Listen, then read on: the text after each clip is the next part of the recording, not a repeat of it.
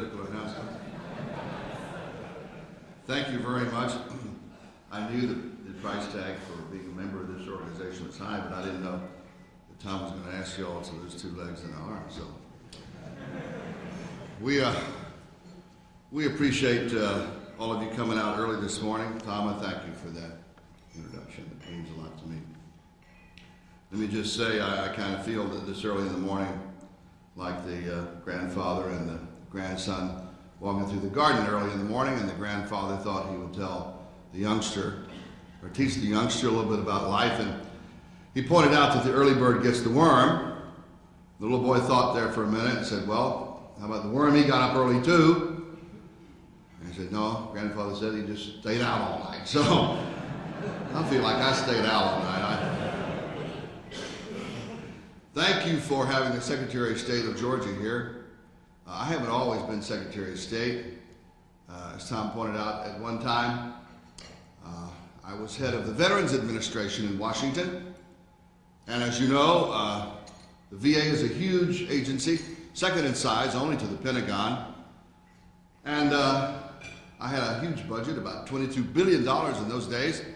Kind of reminds me of what old Everett Dirksen used to say about the federal budget, about $1 billion here and $1 billion there, and pretty soon you talk about big money. And the VA was such a huge agency, a lot of people used to ask me how many people worked for me, and I said about half. That's the nature of Washington, as you know. Jack Kennedy once described Washington as a blend of northern hospitality and southern efficiency. I found it ironic. I was one of the Southerners up there trying to make it more efficient. But I was doing that indeed. However, in 1980, President Carter and I were returned to Georgia due to illness. The voters were sick of us.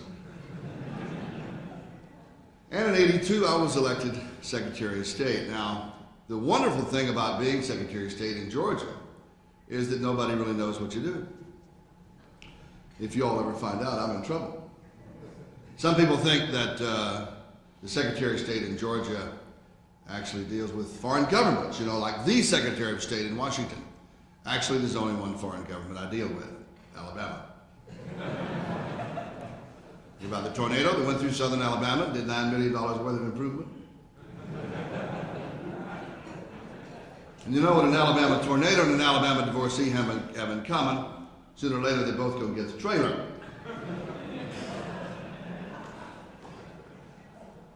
So I'm glad that we're here in Georgia today, and my topic is the future of the Democratic Party. You may be surprised that I think it has a future.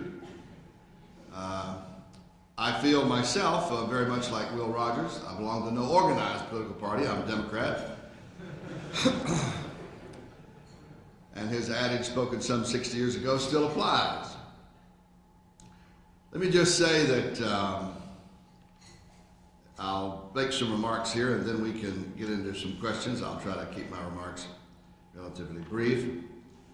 For most of the century, since the Great Depression, the Democratic Party has set the political agenda for the country through the dramatic expansion of American power abroad.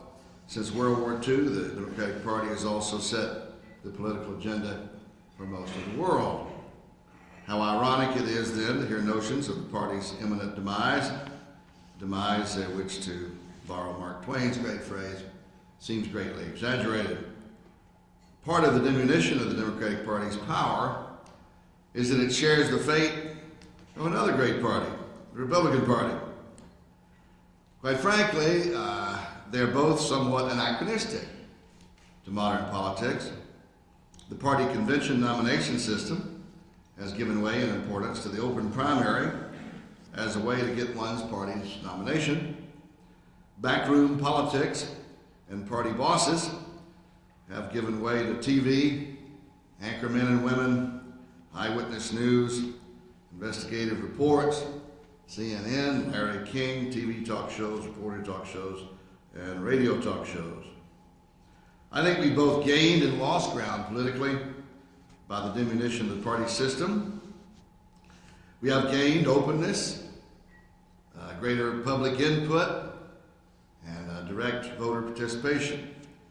We've sacrificed character for charisma, content for image, and substance for sensationalism. Political parties are actually now, quite frankly, a shell of their former selves. Voter cynicism is at an all-time high, and General Colin Powell outpolls both President Clinton and Senator Dole. General Powell, almost 1 year out from General Election Day 1996, has 33% of the electorate, but so did Ross Perot 4 years ago. He's not president. So are the two major political parties in America dead? Far from it. The odds are high that a year from now, the president-elect will be a Republican or a Democrat. But the Democratic Party, especially, has to listen to what the independents and 30-party movements are saying. For a long time, the Democratic Party, as the majority party in the country and in the Congress, was the party of government. The 30-party movements are all about government reform, all about changing government. From the Perotites to the Christian Coalition, to the Libertarians, to the independents in love with Colin Powell, all are united in one message. Government must change or we will look elsewhere. The Democratic Party, I think, has got to seriously consider this message. Since World War II, the federal government has become overweight, heavy-handed, bureaucratic, and insensitive. I know. I ran one of the largest and most slow-to-change bureaucracies ever created, the VA. Government, for many, has become, since World War II, the enemy. I can remember about a good story about the Veterans Administration, where right after World War II, and there's some 13 to 15 million veterans coming home, President Truman had the task of appointing a new head of the VA, and he gave that job to then four-star General Omar Bradley. And Bradley went over to the VA for some 2.5 years from the Pentagon, and then returned to the Pentagon. Some Missouri politician asked President Truman, said, "Why don't you give that job to a good Democrat?" He said, "I wouldn't do that to a good Democrat." So that's, after 4 years there, I can understand why. The Democratic Party must heed the message of the third-party movements because it has been in charge during most of the time since World War II. Republicans have been very adept at casting not only the federal government, but the Democratic Party as the enemy too. The Democratic Party must work toward, first of all, governmental reform. Under the leadership of Al Gore, quite frankly, the Clinton administration has put forward this reinventing government plan, which has reduced the size of government while attempting to simplify regulations and reduce waste and fraud. And that's a step forward in the right direction. I understand now that there's less employees in the federal government than any time since President Kennedy was president. But there are other governmental reforms now that must be dealt with.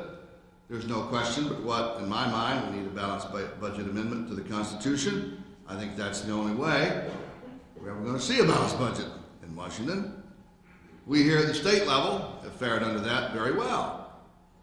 I was a state senator for 4 years and now Secretary of State for almost 13 years, making a total of about 17 years that I've lived as a government official under a balanced budget.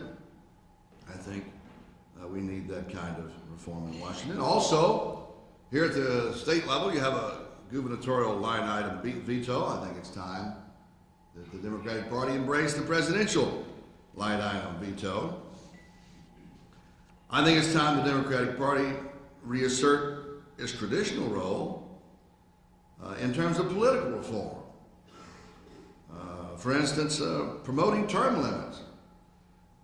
I happen to believe in term limits. I believe that about 12 years of Congress is all any human being can reasonably stand. It's interesting how the term limit enthusiasm changes when the parties change. I noticed that Republicans were all enthusiastic about term limits, since it was the Democratic Party's term limits are going to be terminated. But now that the Republicans have taken over, the enthusiasm for term limits has dramatically waned, which really means that we don't really have two parties, Republican and Democrat. We have two parties, incumbents and those trying to be incumbents. When you become an incumbent, your view toward life and politics in the United States Congress changes dramatically, which brings me to my second point. And that is, I think the Democratic Party ought to embrace promoting spending limits on PACs. Now, my party is the party of government for 50 years. Really kind of got too fat and lazy and easy with the PACs. And the longer they stayed there, the longer they had their feet in the trough, the more their PAC percentage in terms of money in the campaigns went up. That's not healthy. So what happens? The Republicans are now there with their feet in the trough, and their PAC spending is going up. So I think it's in the public interest that a little political reform here be enacted. At least make the PAC contribution the same, or at least the limit on PACs are the same as that for an individual. An individual in a federal race can give $1,000, but a PAC can give $5,000. So anybody running for the Congress or the Senate, they're not dumb. They're going to spend 5 times more effort and energy and time with the PACs than they are with people. And that doesn't make any sense. I think that raises the level of cynicism in America, and rightfully so. A majority of the people in this country now believe that special interests do control Washington. Whether you believe that or not, the truth of the matter is that there are powerful influences there in Washington, and part of it is the ability to spend money campaign-wise early on. Here in Georgia, 2 or 3 years ago, I tried to lead an effort to tighten up on campaign giving. At least we treat PACs and individuals alike. The limitations that were imposed a couple of years ago have been exploded, and those limitations are no longer there. But we recommended $1,000 contribution from an individual and $1,000 per PAC. I think that this is still one of the latent issues. Interestingly enough, I understand that the young Republicans in the House are forcing this on the House leadership, appropriately so. And I think the Democratic Party ought to take the lead because traditionally it has been the party of political reform. It's interesting how the roles shift, isn't it? That for a long time the Democrats were the political reformers and the Republicans were the stand-patters. Now the Democrats have been viewed as the stand-patters and Republicans the party of reform. So I think especially for Democrats it's important to get back on the political reform bandwagon. I think it's also time to promote full disclosure of all gift giving by lobbyists to members of Congress. We tried to do that here a couple of years ago and were successful, somewhat. And now we all know where the Cheetah 3 girls go. But so when you're asking for full disclosure, watch out. But I think it is time for full disclosure of all gift giving by lobbyists to members of Congress, and I think the Democratic Party ought to take the lead in that regard, especially since the Democrats have been viewed as the party of government for the last 50 years. I think it's time for the Democratic Party to reassert another tentacle of its creed, a basic tentacle that has been around a long time but has been overshadowed by the Democratic Party's insistence on governmental activity, and that is the belief in and the encouragement of personal responsibility and individual initiative. You know, we're hearing more and more about that, but the truth of the matter is the great pieces of legislation put forward by the Democratic Party really have had that as a key component, the ones that work. In terms of federal government initiatives that work, I ran the GI Bill, generally regarded as the finest piece of federal government legislation in the last 50 years. Interestingly enough, passed by a Democratic Congress and signed into law by the Democratic President in 1944. The GI Bill has helped educate 3 generations of veterans from World War II through Korea to Vietnam.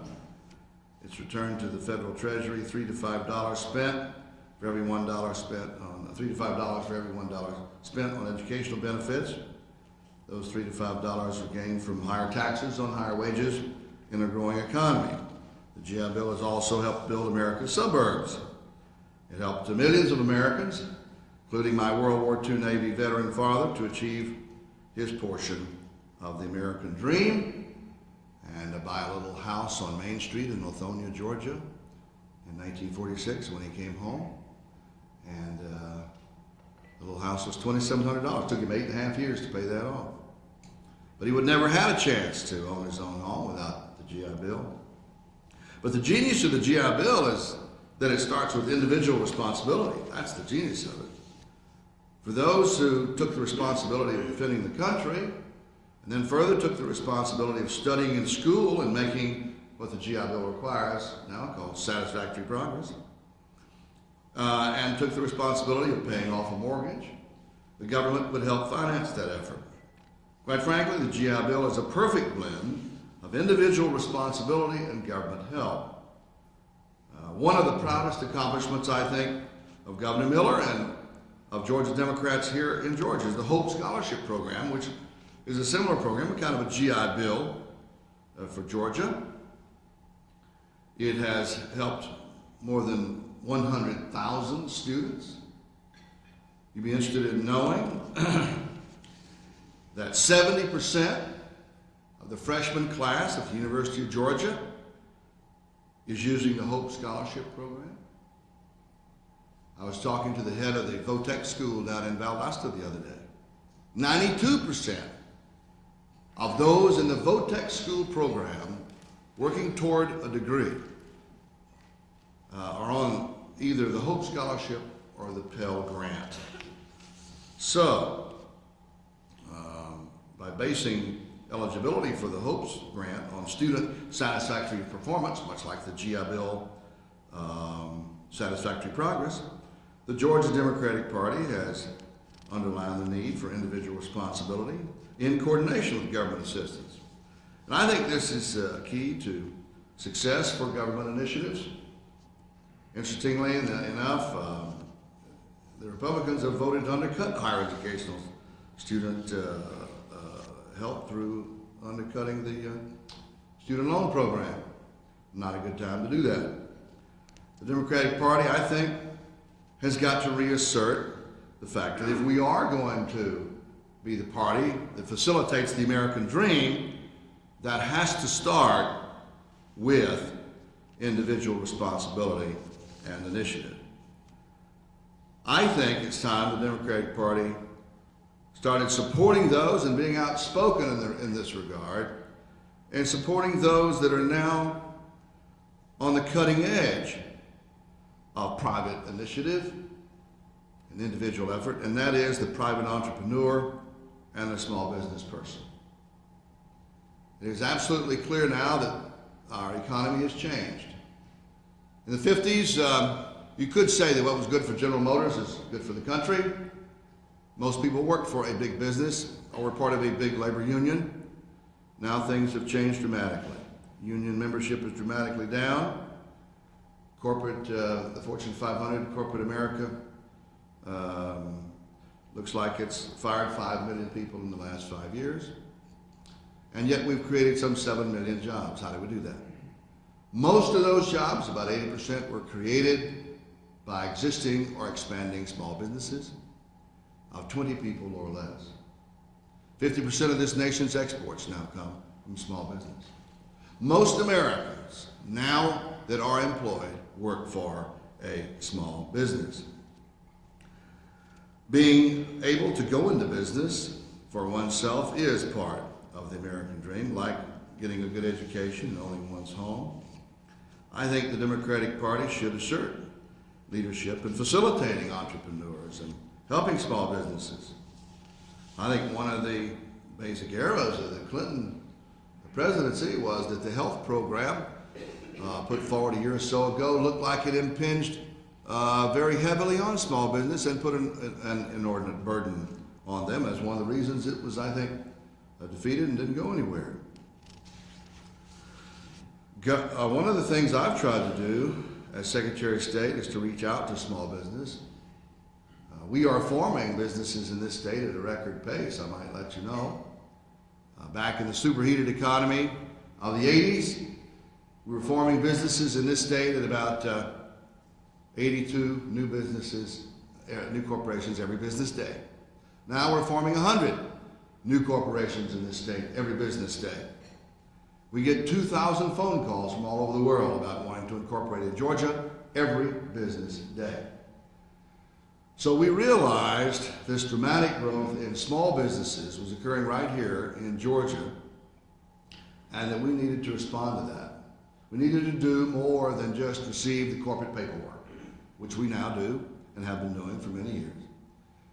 I put together a small business information center.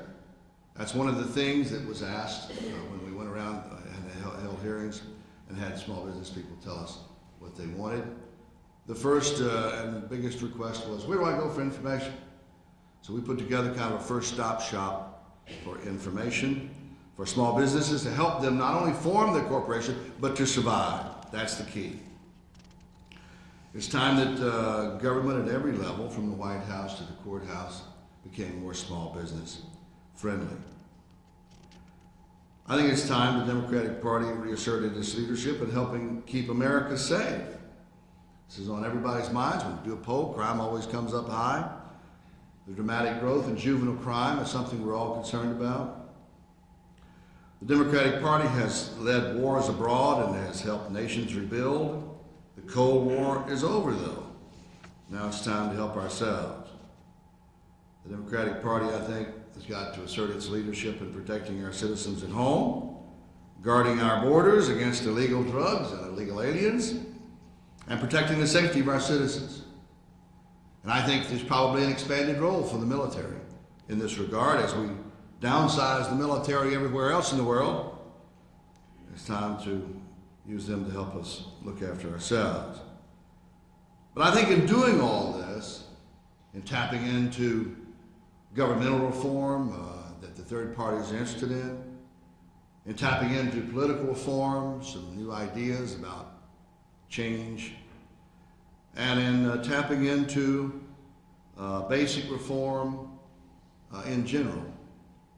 I think the Democratic Party does not have to lose its soul. I don't think the Democratic Party has to become just another Republican Party. I think the Democratic Party can repair to its basic, hard rock, old-fashioned, and distinctive belief that, as Hubert Humphrey put it in his last speech before the Congress, the moral test of government is how it treats those in the dawn of life, the children, those in the shadows of life, the disabled, and those in the twilight of life, the aged. For most of this century, the Democratic Party has stood for a more humane approach to the young, the disabled, the elderly, not to mention Democratic Party-led battles over civil rights and fairness for minorities. I think it's time for the Democratic Party to again exercise compassion in our society and speak for those who have no voice and exercise power on behalf of those who are powerless. I think Americans voted for change in 1992 and 1994, but I don't think they voted for mean-spirited partisanship, status quo politics, or a country without a heart. I think most Americans want for themselves and for others an opportunity to catch up with the American dream and a better life. They will support candidates and parties who help them do that. I think the Democratic Party can learn this lesson. Meanwhile, I think it's instructive to keep in mind words from the master of political change, FDR, who set the tone for his generation and set the agenda for the Democratic Party for 50 years. In the midst of the Great Depression, when things were at their worst for the economy, the country, and for the Democratic Party, Franklin Roosevelt came to Georgia and spoke to a group of young people at Oglethorpe University in October 1932. Imagine the challenge when the nationwide unemployment was 25%. I was speaking to a group of young people about to graduate about the future. What a challenge. But, as we now know, he challenged the country and his own party with these words, and I'll just conclude my remarks with them. The country needs, and unless I mistake its temper, the country demands, bold, persistent experimentation. It's common sense to take a method and try it. If it fails, admit it frankly and try another. But above all, try something. The millions who are in want will not stand by silently forever, while the things to satisfy their needs are within easy reach. We need enthusiasm, imagination, and the ability to face facts, even unpleasant ones, bravely. We need to correct, by drastic means if necessary, the faults in our economic system from which we now suffer. We need the courage of the young. Yours is not the task of making your way in the world, but the task of remaking the world which you find before you. May every one of us be granted the courage, the faith, and the vision to give the best that's in us to that remaking. God bless you.